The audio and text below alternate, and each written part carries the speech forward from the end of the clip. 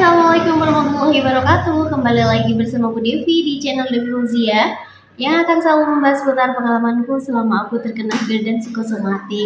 Hai teman-teman sekalian, bagaimana kabarnya hari ini? Semoga semakin hari semakin membaik. Semoga tidak ada gejala-gejala fisik yang terlalu mengganggu yang kalian rasakan. Semoga semua gejala fisik itu tidak sampai mengganggu aktivitas kalian sehari-hari.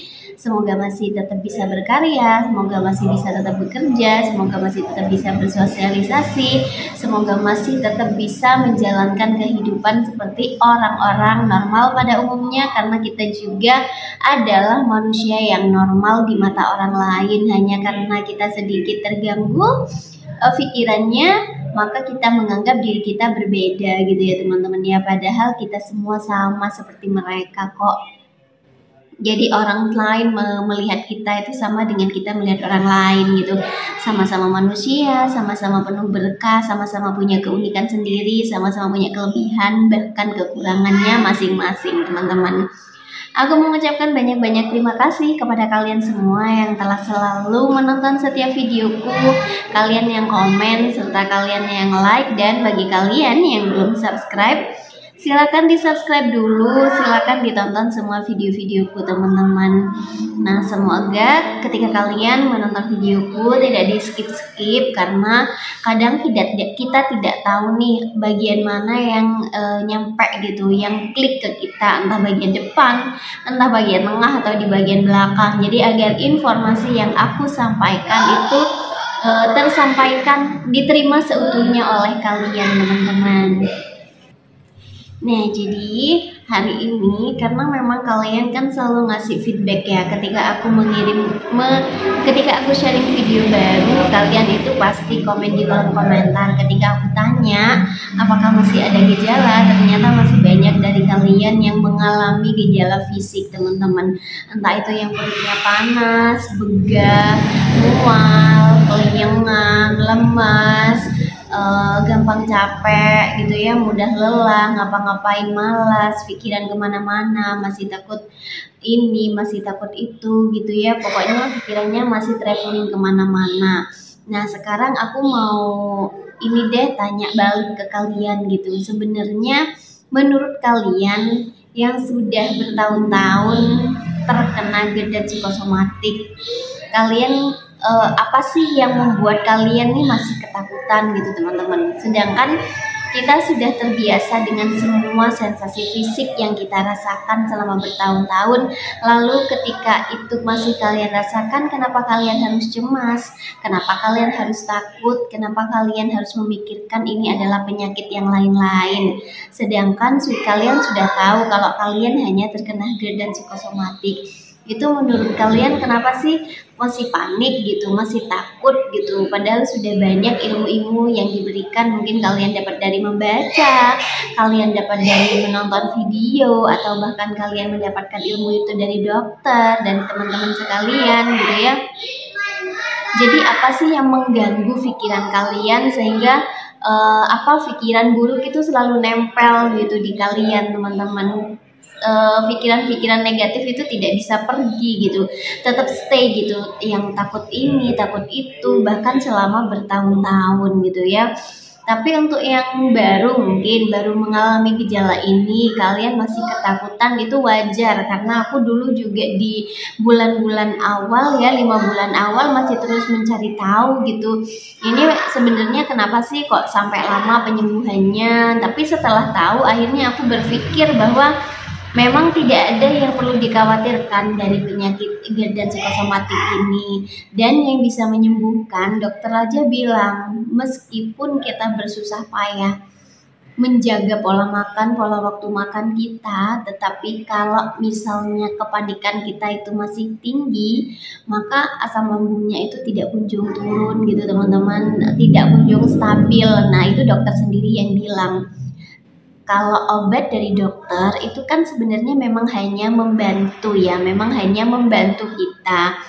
Nah, masalah kita mau sembuh sepenuhnya atau tidak itu tergantung bagaimana cara kita, usaha kita, doa kita setiap harinya teman-teman.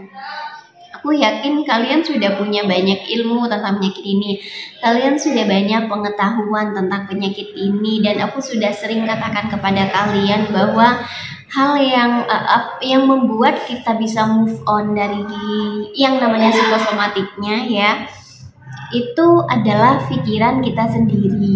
Bagaimana cara kita menjaga, bagaimana cara kita mengontrol, bagaimana kita menghadapi semua sensasi setiap harinya. Nah, itu yang menentukan kita mau lama apa mau sebentar nih move on dari yang namanya psikosomatik. Kalau berbicara masalah GERD ya, karena aku termasuk kalau berbicara masalah GERD, memang aku nih dispepsia Fiona teman-teman. Jadi tidak terlalu banyak pantang makanan ya. Tidak terlalu banyak pantang makanan yang aku alami gitu. Aku bisa makan sembarang-barang sama seperti orang lain, tapi porsinya aku kurangi gitu teman-teman.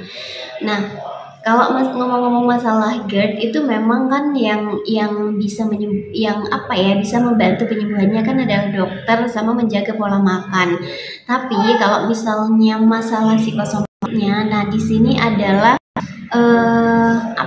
di sini ada tantangannya gitu. Bagaimana kalian bisa mengendalikan pikiran kalian sendiri, teman?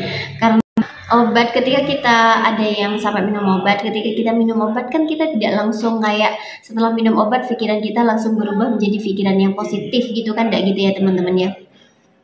Tetap masih butuh usaha dari kita, seberapa besar usaha kita agar semua pikiran yang datang, semua ketakutan hadir itu tidak tinggal selamanya pikiran kita.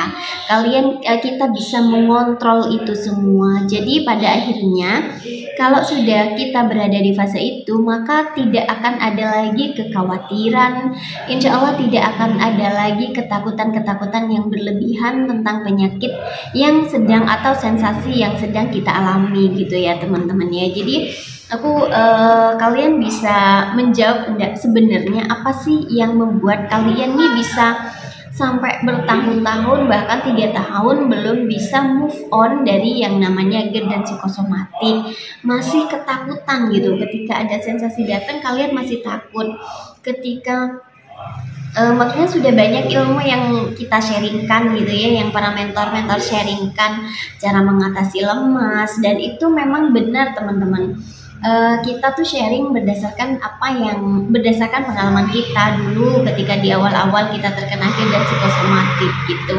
Nah sebenarnya kalau itu benar-benar diterapkan, maka insya Allah kalian juga bisa kok sama seperti kita bisa move on ya dari yang namanya GERD dan psikosomatik teman-teman. Jadi aku masih rada kebingungan sebenarnya alasan apa sih yang membuat kalian sampai saat ini masih berada di fase ketakutan akan hal-hal yang berpikirnya jauh ke depan, berpikiran buruk duluan gitu. Sedangkan aku sudah sangat sering bilang di setiap video-videoku bahwa itu hanya permainan pikiran kita saja teman-teman. Jadi pikiran kita itu harusnya di bawah kendali kita gitu teman-teman ya. Jadi kita tidak mau nih memikirkan hal-hal itu. Sebaiknya sebetulnya kita bisa melakukannya gitu teman-teman. Entah ada faktor lain yang menyebabkan kesembuhan kalian itu lumayan lama gitu ya, prosesnya lumayan lama, entah dari faktor lingkungan yang tidak mendukung atau kurangnya pengetahuan atau apapun itu. Nah, di sini kan fungsiku hanya bukan sebagai pemberi obat, aku bukan psikiater, aku bukan dokter gitu ya. Aku hanya sharing pengalaman bahwa GERD sama psikosomatik itu tidak berbahaya loh gitu loh maksudku teman-teman. Aku juga pernah loh berada di fase itu, di fase-fase mengalami ketakutan yang parah, kecemasan yang berlebih, itu aku pernah berada di fase itu, dan alhamdulillah aku bisa sembuh tanpa obat gitu loh. Aku cuma ingin sharing itu kepada kalian agar kalian ini lebih termotivasi lagi untuk bisa sembuh gitu teman-teman ya. agar yang biasanya ketergantungan dengan obat lambat laun dengan kalian bisa mengontrol rasa takutnya, dengan kalian bisa mengontrol perasaan stresnya, pikirannya yang lagi kemana-mana. Dengan itu tuh kalian perlahan-lahan bisa tidak ketergantungan dengan obat yang sedang kalian konsumsi gitu teman-teman ya. Jadi tujuanku adalah untuk membuat kalian tuh tidak terlalu parno lagi, tidak terlalu takut lagi bahwa hal ini nih bisa sembuh. Ketakutan-ketakutan ini nih hanya ada di pikiran kita gitu teman-teman ya. Kalau tidak percaya, sampai sekarang kalian masih alhamdulillah sehat, sampai sekarang kalian masih bisa beraktivitas gitu ya. Jadi kalaupun ada sensasi yang datang kayak kelingan atau lemas, coba deh dilihat lagi pola makan kalian tuh sudah seperti apa sih gitu. Usaha kalian mengatur pola makan tuh sudah sejauh mana sih? Usaha kalian memperbaiki pola makan, pola hidup, pola waktu makan, pola pikir itu sudah sampai apa gitu teman-teman.